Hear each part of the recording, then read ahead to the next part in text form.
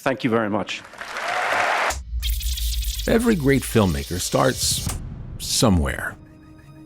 By studying the legend's first films, we can learn a lot about the craft and be better prepared to make features of our own. We're very privileged to see it. It's very rare. Here are the lessons we learned from studying how Christopher Nolan made Following.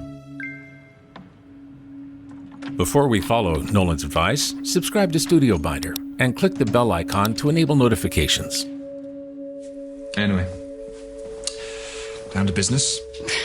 Business? Following is a story of a writer, somebody who wants to be a writer, who's living in London, very busy city, and he takes to following individual people, picking someone out of the crowd, seeing where they go, what they do, and becomes addicted to this, quite frankly. Shadowing, following. I started to follow people. Who? Anyone, first. That was the whole point. Somebody at random. Somebody who didn't know who I was. And then? And then nothing. Nothing? Nothing. I just see where they went, what they did. Go home afterwards. Following was Christopher Nolan's debut feature, but it was far from his first film. I started making films when I was a kid, when I was, I think, 7 years old, making films using my dad's Super 8 camera and action figures, doing stop motion films, a little bit of animation, and a certain amount of live action. And I just carried on making films as I grew up. This background in cinema production set the stage for Nolan to pursue a career in filmmaking. Many people assume that you need to go to film school to become a successful filmmaker. George Lucas, Francis Ford Coppola, and Spike Lee hold degrees from some of America's preeminent programs. But Nolan took another route. I'm a self-taught filmmaker. I never went to film school. I never studied filmmaking in any way. As the price of film schools continue to rise and more educational resources become available online, there's perhaps never been a better time to become a self-taught filmmaker. It's worth noting that Nolan did procure a bachelor's degree in English literature from the University College of London and served as the president of the school's film society. So even though he didn't go to film school per se, he took full advantage of the resources made available from studying a different subject. Now look at the books. They're college educated, probably graduated when they're 21 or 22, moved in together in the last year. You could tell more from the music. You should consider starting small before tackling a feature. Nolan made a variety of shorts before making Following. The experience of making Doodlebug over a weekend helped him prepare for the production of Following.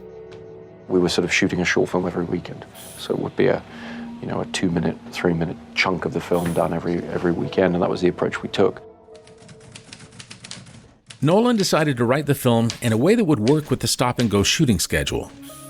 The film was shot 1 day a week for nearly a year, as Nolan and the rest of the team had to work around other obligations.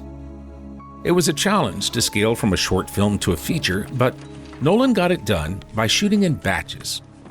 And you thought it all through? I thought it all through. Every filmmaker has their own set of skills. You should think about how you can work in different capacities and leverage your experience. Nolan described working as a camera and sound technician for a media training company while making Following. I actually learned a lot doing that kind of video camera work. I learned a lot about going into an environment, using a couple of lights, setting up very fast, and then having to do something to a very rigorous schedule. Oh, you startled us there. Are you from the agency or are you viewing like us? What are you doing in my flat? Oh, didn't the agent tell you we'd be here this afternoon? But we're not moving. You must be the man. Film school or not, try to find work in the production world in any capacity. Even if it's not in an area you ultimately want to be, all experience is good experience. Oh, yeah? Well, next time you can do the prep work. No, I didn't mean No, I mean it. Take your mark, check it out for days, months, years, whatever. It'll be the next place we hit. Yeah, all right. Christopher Nolan may be known nowadays for movies with big budgets, but his career certainly didn't start out that way. I don't do it for the money. What do you do? For the adrenaline. And because, like you, I'm interested in people. He described Following as a no-budget effort.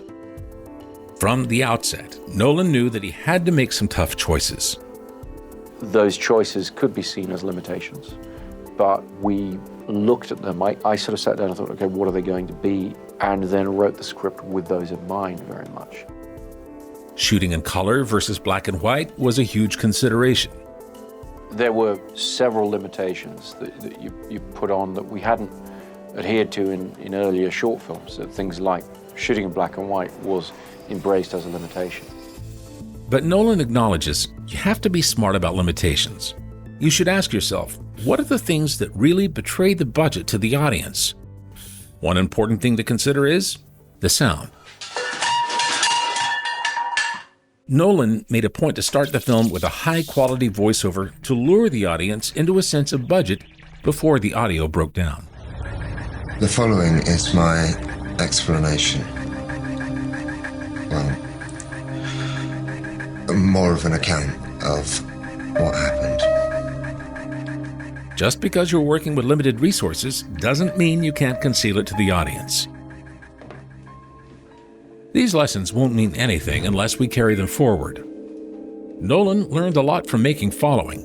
The technical expertise he garnered by working on all facets of the film has made him one of the modern masters of the medium. I think that getting a strong technical grounding was very important for me, and learning how to photograph things on film, expose the film correctly, choose the film stops, those kind of things, has served me extremely well as I've gone on to bigger and bigger films. Nolan's expertise allows him to easily spot misinformation. When I first came to Hollywood and made Memento, at the time everyone was pushing Super 35 as a medium over anamorphic. And when you knew the reality of it and the science of it and the physics of it, it's a vastly inferior format. I had to know that myself, so that when I interviewed DPs, and I would ask them, you know, would you shoot a Super 35, would you shoot an anamorphic? Their answer would tell me a lot about how much they knew technically. Another major thing Nolan carried forward was cross-cutting. The thing that I started to develop on Following that I've carried on ever since that has most served me is probably cross-cutting. Cross-cutting has become part of Nolan's signature style.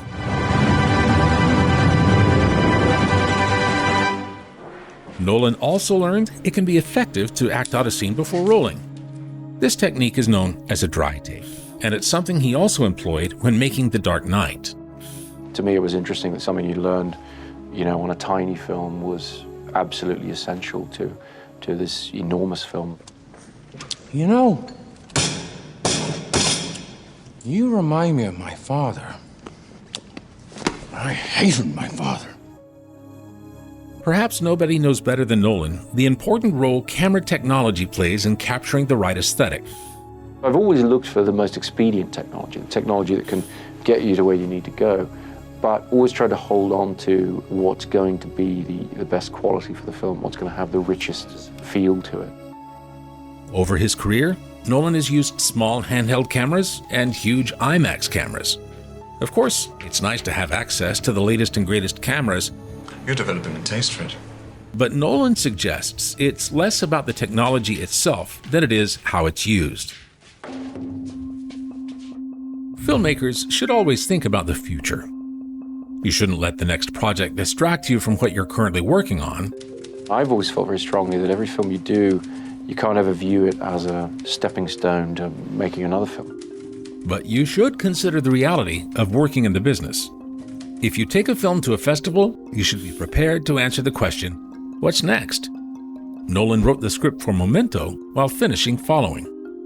It wasn't conscious on my part to have another script sort of ready to go by the time we went to film festivals with Following. And in retrospect, it was a massive advantage because I was able to say, okay, you like that film, this is what I want to do next. It can be difficult to juggle two projects, but that's the challenge of working in film. Is that about it? Yeah, I guess that covers the useful stuff. Nolan described the experience of making Following by saying, I would never try to do something like that. It was mad, really. But that's the joy of when you're first starting out. You only have one first feature film, so make it special. It may seem crazy, but there is a certain ecstasy in turning a dream into reality. What are some of your favorite directorial feature debuts? Let us know in the comments below, and subscribe to StudioBinder for more filmmaking videos. By following Nolan's advice, we can take a step forward toward realizing a filmic future. Here's a present for you to get you started on your new solo career.